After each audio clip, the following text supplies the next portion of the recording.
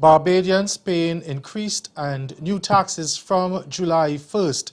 And in sport, the Afghan cricket team begins the tour of the West Indies on a winning note. I'm Ricardo Roberts, and this is Caribbean in 10 for Wednesday, May 31st. I'll be back with the details after the break.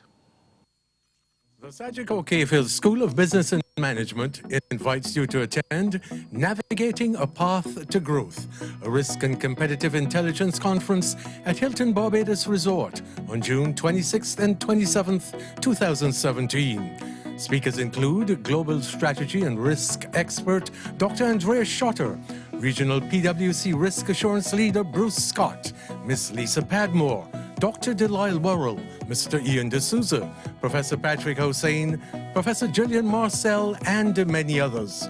For more information, call 246-424-7731 or visit www.uwichsb.org. Secure your space today. Now, in our lead story this week, representatives of the Ministry of National Security met with representatives of the Tobago House of Assembly to discuss issues impacting security both in Tobago and Trinidad. We have the details in this report. Officials of the Tobago House of Assembly, the Ministry of National Security, and various heads of security met in Tobago recently to discuss issues impacting Tobago's security.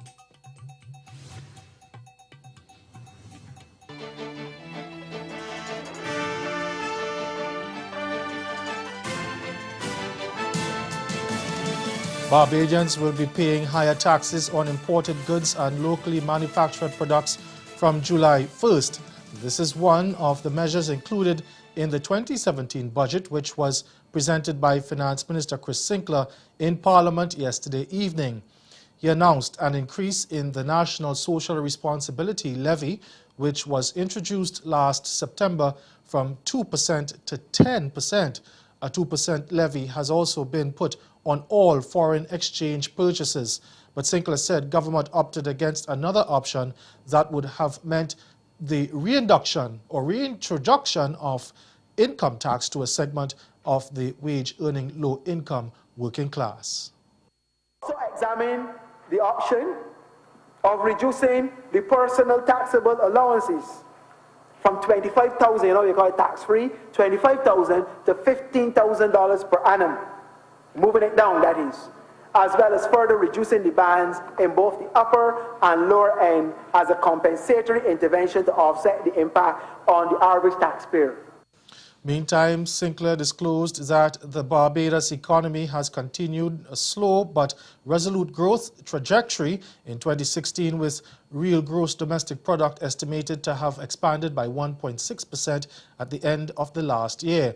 He says this marks 3 consecutive years of positive growth with improved economic activity in key sectors. Sinclair said that the traded sector grew by 2.2% on account of the robust performance of the tourism sector, which increased by 4.8%. The non-tradable sector grew stronger in 2016 with a 1.5% growth, aided primarily by the construction subsector, which grew by 2.8%, and the finance and other services subsector by 2.5%. The Bahamas government has declared it will not be issuing any work permits for jobs Bahamians can do. The directive comes from newly installed Prime Minister Dr. Herbert Minnis. It stipulates that Bahamians must fill all available posts before any consideration is given to foreigners. In fact, Minister of Labour Dion Folks made it clear that he has already been very strict in approving labour certificates for work permits and has denied or deferred several applications since taking office just over 2 weeks ago. Folks says the Bahamas has a serious unemployment problem, and he was adamant there would be no backing down from implementing the policy. He expressed concern that some companies were trying various tactics to bypass the rule, charging that some had set unfair criteria to deter Bahamians. The Labour Minister disclosed that where special skills were required, the employer must identify a Bahamian who has skills in that area to train for the post to eventually take over from the foreign worker. A leading regional meteorologist says the Caribbean and other small island developing states are facing an uphill task in trying to convince the world to contain global temperature rise to 1.5 degrees Celsius above pre-industrialization levels. In fact, John Tohi Morales tells CMC News that the train has already left the station and is speeding down the tracks. Caribbean researchers say that half a degree Celsius change in global temperature could make quite a difference for the region, which is already being severely impacted by the adverse effects of a warming climate. Already at 0.95 degrees Celsius above pre-industrial levels. And unfortunately, the way the temperatures are rising, it's accelerating. It's warming faster and faster as the years go by. This train has left the station. It is unfortunately accelerating, and being able to limit it to just 1.5 degrees seems like a reach to me, seems somewhat unrealistic to me. The Paris Agreement talks about 2 degrees Celsius of warming around the world, but our current pace is for 4 degrees of warming, double that. So whatever climate action needs to be taken quickly to mitigate what's going on. Stay with us, your Midday Sport is next.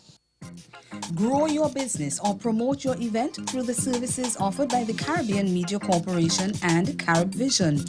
Our distribution provides a platform on cable, terrestrial television, and websites. We cover carnivals and events from across the region. We can bring your event live and alive to the world. For music makers, program producers, businesses, we can expand your reach to in excess of 2 million households daily. Our other services include news updates to enhance your media products, studio space for program and development.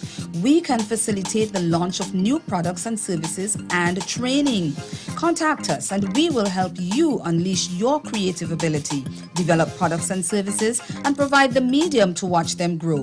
Contact Loretta Skeet at cmccaribbean.com or call her 1-246-467-1044 or 1-246-253-3889. Call and book your carnival or event today.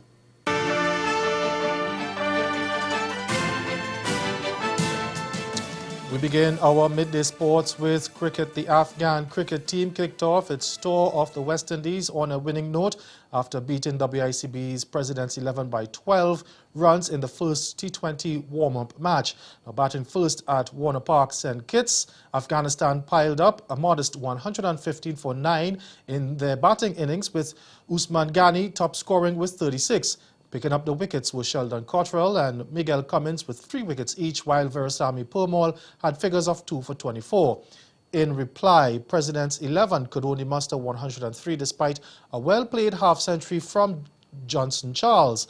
Leg spinner Ramat Shah was the pick of the bowlers with figures of 3 for 11, while Amir Hamza grabbed 2 wickets. The Afghans face West Indies in the first T20 International of the 3-match series on Friday at 7:30 p.m. Eastern Caribbean time. Over to the track and field now. A Jamaican athletics official says people should not be too concerned about Elaine Thompson's level of fitness. This after the 100 and 200 meter Olympic sprint champion finished third in the Prefontaine meet in Oregon over the weekend. Thompson clocked a season's best of 21.98 seconds behind Tori Bori of the United States and Bahamian Shawnee Miller-Weber. And we'll get more of that story in our major newscast at 6:30. That's Caribbean in 10. Good afternoon.